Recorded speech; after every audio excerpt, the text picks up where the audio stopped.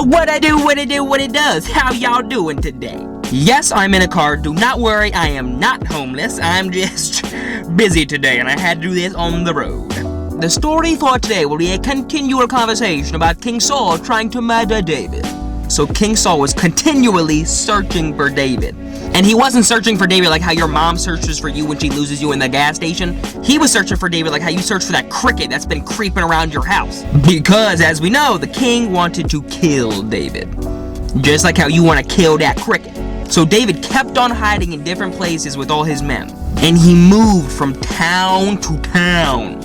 And along the way, he was planting apple seeds wherever he went. And he soon became known as David Appleseed.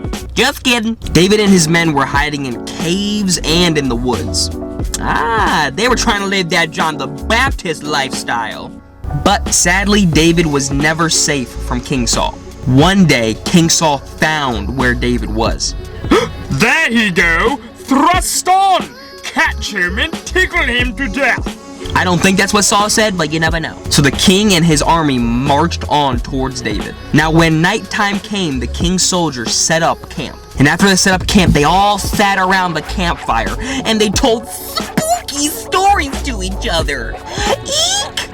Just kidding! But the soldiers did put King Saul's bed in the middle. That way he would be safe. And they also had a special guard sleep near to the king. Because there's nothing more protective than a sleeping bodyguard. A sleeping bodyguard. After a long, hard day, King Saul fell fast asleep. And his spear and his water jug were slumbering right next to him. And the guards and the soldiers fell asleep too. Now late in the night, David walked into the camp with one of his men. The man's name was Abishai.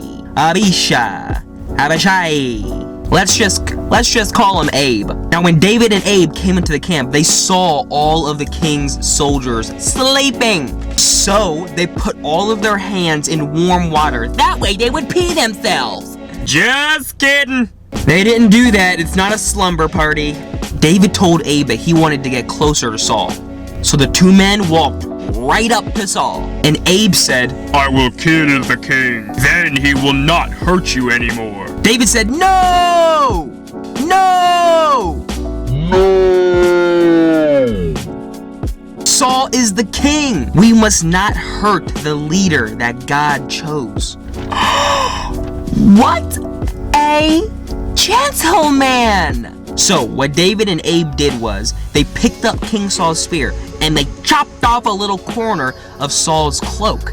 And then they picked up his water jug and they dipped. They ran off. They ran off to a nearby hill. David shouted to the king's guards, You have not taken good care of your king. Someone could have hurt him or drawn on a mustache with a Sharpie marker.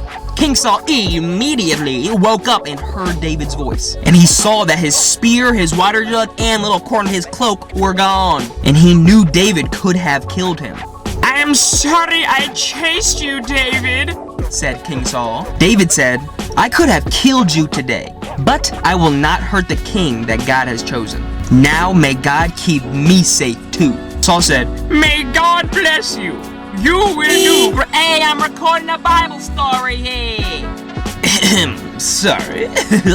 King Saul said, May God bless you, David. You will do great things. Then David went away with his men, and King Saul went back home with his. Now they were gonna stop at Chick-fil-A on the ride home, but they couldn't for obvious reasons, It was Sunday. I think the message of this story is a powerful and important one. Love people no matter what, even if they are trying to hurt you.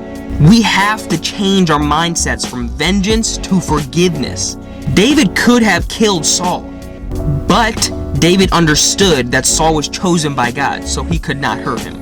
If someone hurts you mentally, physically, or emotionally, don't look at them like you want to hurt them back. Forgive them, and both of you will be healed. We, as followers of Christ and also just human beings, are called to forgive as Christ has forgiven us. Love is so much more powerful than hate, and Christ has proven that, and so do we when we live for Him. I hope you all enjoyed the Bible story today from the point of view of my car. This is where I'll be sleeping tonight. I mean, this is just where I'm recording the Bible story. I will see all of you next week. God bless you, and I love you.